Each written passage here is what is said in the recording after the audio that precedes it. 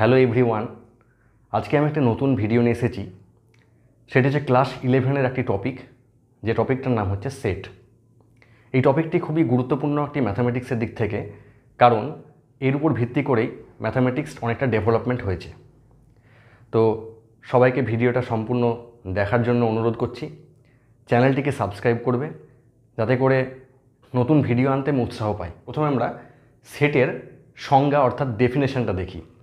ডেফিনেশনে বলছে a set is a well defined collection of objects, মানে কিছু জিনিসের একটা ওয়েল ডিফাইন্ড কালেকশন, সেই কালেকশনটাকে আমরা বলবো সেট। ওয়েল ডিফাইন্ড মানে কি? যেটা ডিফাইন করা যায়। যেটা ডিফাইন করা যায় না সেটা ওয়েল ডিফাইন্ড হবে না। কীরকম জিনিস? যখন আমরা বলবো এ ক্রিকেট টিম, একটা ক্রিকেট টিম, তার মধ্যে 11 জন প্লেয়ার থাকে। সেই ক্রিকেট টিমের একটা সেট মানে হচ্ছে 11 জন প্লেয়ারের একটা সেট বোঝায়। এবার যদি বলি 10 বেস্ট ক্রিকেটার্স, এই বেস্ট ক্রিকেটার, বেস্ট বেস্ট বলতে আমরা কি বোঝাচ্ছি? কোন দিক থেকে আমরা বেস্ট বোঝাচ্ছি? মানে কি পরিপ্রেক্ষিতে বা কিসের পরিপ্রেক্ষিতে এই বেস্ট বোঝাচ্ছে? কোনো একটা প্লেয়ার কখন বেস্ট হবে এইটা ডিফাইন করা নাই, এটা আমরা জানি না। কোন পরিপ্রেক্ষিতে তাকে বেস্ট বলবো এটা আমাদের জানা নেই। তাই বেস্ট ক্রিকেটার এইটা কখনোই একটা সেট হতে পারে না, নট এ সেট।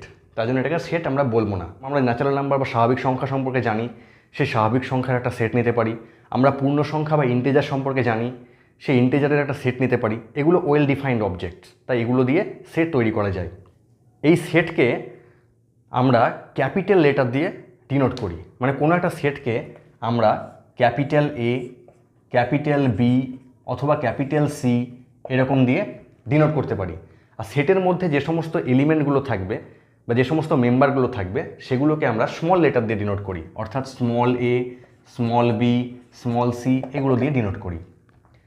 যদি কোনো মেম্বার, যদি আমি ধরলাম এই ক্যাপিটাল এ সেটের মধ্যে একটা মেম্বার স্মল এ আছে, তখন তাকে বলা হয় small A belongs to capital এ। এটাকে ম্যাথামেটিক্যালি লেখা হয় small A belongs to capital এ। এটাকে বিলংস টু বলা হয়। এটা অ্যাকচুয়ালি এপসাইলন, এই চিহ্নটার নাম। এটাকে রিড করা হয় small A belongs to capital A. আর যদি এই স্মল এ এলিমেন্টটা ক্যাপিটাল এর মধ্যে না থাকে তখন আমরা বলবো small A does not belong to capital এ। এবং এটা ম্যাথামেটিক্যালি আমরা কীরকম লিখব? Small A does not belong to capital এ, এইভাবে লিখব। এই এপসাইলন লিখব এবং তাকে আমরা কেটে দেবো একটা দাগ দিয়ে। এটা মানে small A belongs to capital A, আর এটা মানে small A does not belongs to capital A. আমরা যখনই কোনো একটা সেট লিখব, সেটের মধ্যে কোনো এলিমেন্টকে আমরা রিপিট করব না, সেটা আমরা সেটের রিপ্রেজেন্টেশনে জানতে পারবো। তো দেখা, রিপ্রেজেন্টিং এ সেট, একটা সেটকে আমরা দুরকমভাবে রিপ্রেজেন্ট করতে পারি। একটাকে বলবো রোস্টার ফর্ম, আর একটাকে বলবো সেট বিল্ডার ফর্ম। রোস্টার ফর্মটা কীরকম? আমরা যদি ইংরেজি যে অক্ষরগুলো রয়েছে বা ইংরেজি লেটারগুলো রয়েছে তার মধ্যে ভাওয়েলগুলোকে নিয়ে যদি আমরা সেট বানাই, সেই ভাওয়েলের সেট বলতে কি কি থাকবে? ভাওয়েলের মধ্যে থাকবে এ, ই, আই, ও, ইউ। তোমরা এগুলো সকলেই জানো যে ভাওয়েল হচ্ছে 5খানা, এ, ই, আই, ও, ইউ। এটাকে যদি আমি রোস্টার ফর্মে লিখি, তাহলে রোস্টার ফর্মে লেখার নিয়ম হচ্ছে সেকেন্ড ব্র্যাকেটের মধ্যে আমরা ওই এলিমেন্টগুলোকে লিখব কমা দিয়ে। যদি আমি সেটটাকে এরকম নিই যে set of vowels, set of vowels যদি আমি নিই, সেটাকে যদি রোস্টার ফর্মে আমি লিখি তাহলে সেটা হবে সেকেন্ড ব্র্যাকেটের মধ্যে small a, small e, i, o, u, এরকমভাবে কমা দিয়ে এলিমেন্টগুলোকে লিখব। আবার এটাকে যদি সেট বিল্ডিং ফর্মে বা সেট বিল্ডার ফর্মে লিখি তাহলে সেটা কীরকম আকারের হবে? সেটা হবে এরকম, সেকেন্ড ব্র্যাকেটের মধ্যে এক্স লিখতে হবে, সাস দ্যাট, মানে সেই সমস্ত এলিমেন্ট এক্স, সাস দ্যাট মানে একটা কোলন দিতে হবে, x is A vowel in English alphabet. X such that x is A vowel in English alphabet. এইটা মানেই বোঝাচ্ছে কিন্তু এ, ই, আই, ও, ইউ, এই 5টা লেটার। তাহলে এইটা হচ্ছে সেট বিল্ডিং ফর্ম আর এইটা হচ্ছে রোস্টার ফর্ম। আমরা আরেকটা এক্সাম্পল দিয়ে দেখব। যেমন আমি একটা এলিমেন্ট আমি নিতে পারি 2, 3, 4, 5, 6, এই কটা আমি এলিমেন্ট আমি নিলাম। তাহলে এটাকে যদি রোস্টার ফর্মে লিখি তাহলে রোস্টার ফর্মটা হবে 2, 3, 4, 5, 6। এই যে 5খানা নাম্বার রয়েছে এগুলো কিন্তু স্বাভাবিক সংখ্যা অর্থাৎ ন্যাচারাল নাম্বার। এবার এইটাকে যদি আমি এই সেট বিল্ডিং ফর্মে লিখি তাহলে কীরকম হবে, সেকেন্ড ব্র্যাকেট দেব, সেকেন্ড ব্র্যাকেটের পরে সেই সমস্ত এক্স সাজ দ্যাট, এগুলো সব ন্যাচারাল নাম্বার, তাই নেব এক্স বিলং টু এন, কারণ আমরা জানি ন্যাচারাল নাম্বার বা স্বাভাবিক সংখ্যার সেটটাকে আমরা এন দিয়ে ডিনোট করি, এক্স বিলং টু এন। এবং কোনগুলো, সেগুলো হচ্ছে 1-এর থেকে বড় কিন্তু 7-এর থেকে ছোট, সেই সমস্ত স্বাভাবিক সংখ্যাগুলো বা ন্যাচারাল নাম্বারগুলো এখানে লেখা আছে। 1 less than x less than 7 হবে, অর্থাৎ 2 3 4 5 6 এই কটা, অর্থাৎ এই দুটো সেট কিন্তু ইকুয়াল। একই রকমভাবে এই দুটো সেট কিন্তু ইকুয়াল। সেটের ইকুয়ালিটি সম্পর্কে আমরা পরে জানবো। আচ্ছা, আমরা এবার একটা সেট লিখছি যেটা সেট বিল্ডিং ফর্মে, ওখান থেকে আমরা সেটাকে রোস্টার ফর্মে করব। কীরকম set, A is equal to লিখছি x such that x is a letter in the word mathematics. Mathematics এই ওয়ার্ডটির মধ্যে যে সমস্ত লেটারগুলো রয়েছে সেগুলোকে নিয়ে এই সেটটা তৈরি।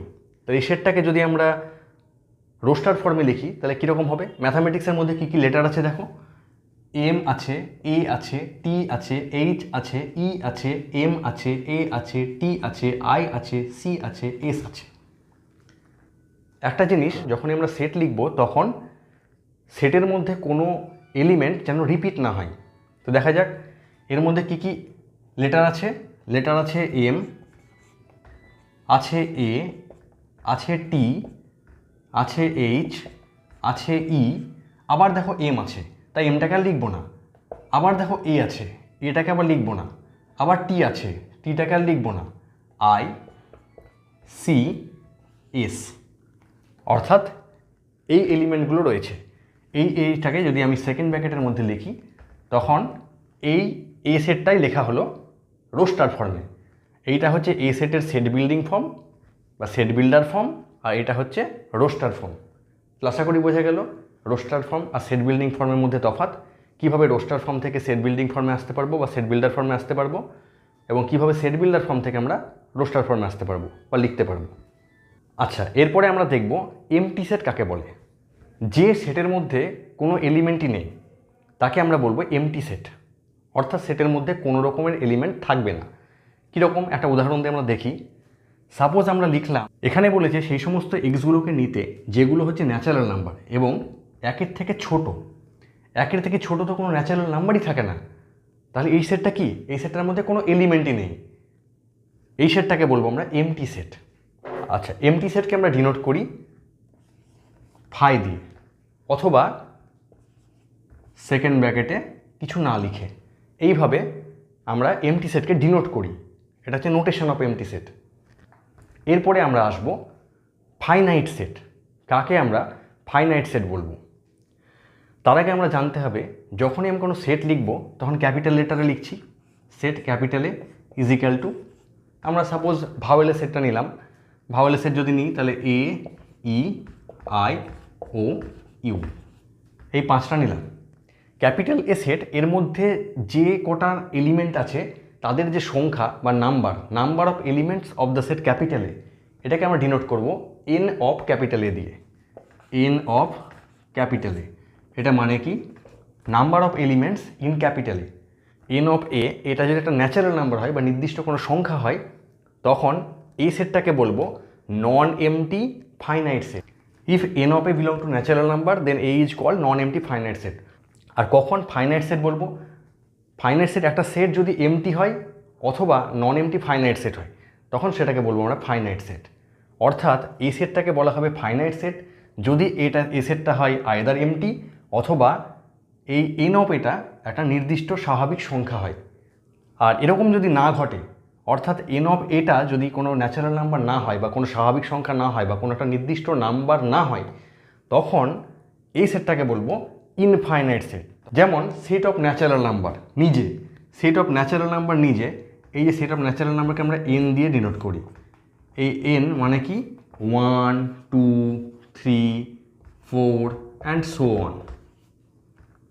তাহলে number of elements in an that is equal two N of N. এইটা কত হবে, এইটা কোনো কিন্তু নির্দিষ্ট কোনো সংখ্যা দাঁড়াবে না, কারণ এর মধ্যে অসংখ্য সংখ্যা আছে, অনেক সংখ্যা আছে, আমরা সেটাকে গুনতে পারছি না। তাই নাম্বার অফ এন এইটা ন্যাচারাল নাম্বার হচ্ছে না, does not belong to N. Number of N এই সংখ্যাটা ন্যাচারাল নাম্বার হচ্ছে না, তাই এটাকে বলবো আমরা ইনফাইনাইট সেট। এরপরে আমরা আসবো ইকুয়াল সেট। কাকে আমরা ইকুয়াল সেট বলবো? দুটি সেট এ এবং বি, এ একটি সেট আর বি একটি সেট, এই দুটো সেটকে ইকুয়াল বলবো যদি এ এর সমস্ত এলিমেন্ট বি এর মধ্যে থাকে এবং বি এর সমস্ত এলিমেন্ট এ এর মধ্যে থাকে, তখনই বলবো এ আর বি দুটো সেট হচ্ছে ইকুয়াল। এই ইকুয়াল সেটকে ডিনোট করা হয় ইকুয়ালিটি চিহ্ন দিয়ে, অর্থাৎ এ ইজ ইকুয়াল টু বি। তখন বলবো সেট এ এবং সেট বি এরা হচ্ছে ইকুয়াল সেট। আমরা এর আগে উদাহরণ দেখলাম। কীরকম উদাহরণ? যদি আমি নিই A set is equal to কি, A set is equal to 1 2 3 4, আর বি সেটটাকে যদি নিই 4 2 1 3। দেখো এ সেটের মধ্যে যে এলিমেন্টগুলো রয়েছে বি সেটের মধ্যেও আছে, আবার বি সেটের এলিমেন্টগুলো এ সেটের মধ্যেও আছে, অর্থাৎ এই দুটো হচ্ছে ইকুয়াল সেট। তখন আমরা বলবো A is equal to B. এবার আমরা কনসিডার করলাম A set is equal to সেই সমস্ত এক্স যাতে করে x minus 5 is equal to 0, আর B is equal to consider করলাম সেই সমস্ত x such that x square is equal to 25। তার মানে এ সেটটা কি? এ সেটটা হচ্ছে x minus 5 is equal to 0। যদি x minus 5 is equal to 0 হয় তাহলে এক্স ইজ ইকুয়াল টু কত আসবে? X is equal two 5। তার মানে এ সেটের মধ্যে শুধুমাত্র 5 রয়েছে। আর বি সেটটা কীরকম? বি সেটটা হচ্ছে সেই সমস্ত এলিমেন্টের কালেকশান যেগুলোর স্কোয়ার করলে 25 হবে, 25 হবে। সেগুলো কি? আমরা যদি 5-এর স্কোয়ার করি, 5-এর স্কোয়ার মানে 25 পাবো। আবার যদি -5 এর স্কোয়ার করি, এটা মানে কি -5 ইন্টু -5, দিস ইজ অলসো 25। তার মানে এর মধ্যে দুটো এলিমেন্ট আছে, একটা হচ্ছে 5 আর একটা হচ্ছে -5। তাহলে এই সেটটাকে যদি রোস্টার ফর্মে লিখি তাহলে এটাকে লিখতে পারবো এরকমভাবে। আর বি সেটটাকে যদি রোস্টার ফর্মে লিখি তাহলে এটাকে লিখব 5, -5। দেখো এ সেটের এলিমেন্ট 5 বি সেটের মধ্যে আছে, কিন্তু বি সেটের এলিমেন্ট -5 দেখো এ সেটের মধ্যে কিন্তু নেই। তাহলে এই কারণে তখন এখানে বলবো A not equal to B. A আর বি এই দুটো সেট ইকুয়াল সেট নয়। এরপরে আমরা subset, universal set, Venn diagram এগুলো নিয়ে আলোচনা করব। প্লিজ সাবস্ক্রাইব করো। ধন্যবাদ।